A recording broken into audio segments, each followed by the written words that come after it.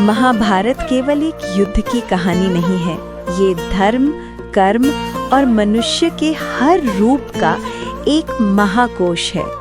इसकी सबसे बड़ी विशेषता यही है कि इसका हर पात्र, एवरी कैरेक्टर महत्वपूर्ण है। यहाँ कोई भी पात्र सिर्फ अच्छा या बुरा, ब्लैक एंड व्हाइट नहीं है, बल्कि हर कोई ग्रे है जो असल जीवन को दर्शाता है। पात्रों का लौकिक, सांसारिक और आध्यात्मिक दार्शनिक महत्व। श्री कृष्ण, लौकिक महत्व, वर्ल्डली सिग्निफिकेंस। वे एक आदर्श राजनायक, चतुर रणनीतिकार, वफादार मित्र और एक किंग मेकर हैं।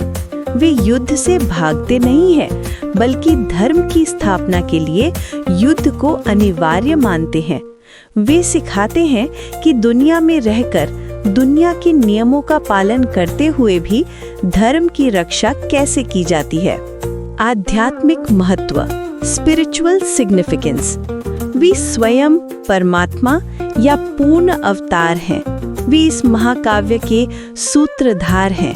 वे गुरु हैं जो अर्जुन को, जीवात्मा को मोह से निकालकर गीता का ज्ञान देते हैं।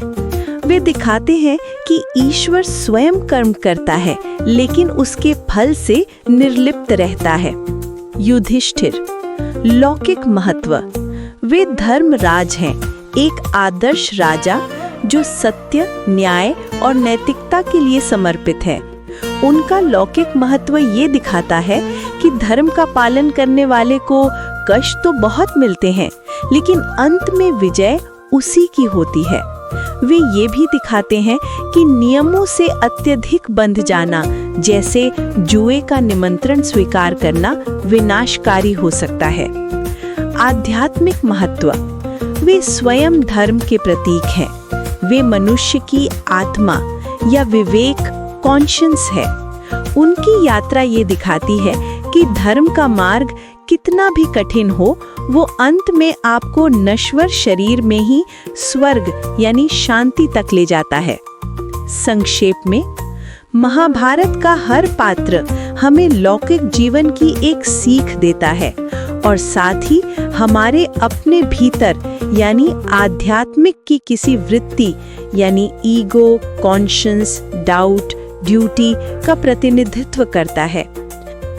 यहाँ दी गई जानकारी विभिन्न शास्त्रों, पुराणों पर आधारित है तथा सभी जानकारी शैक्षिक उद्देश्यों के लिए है।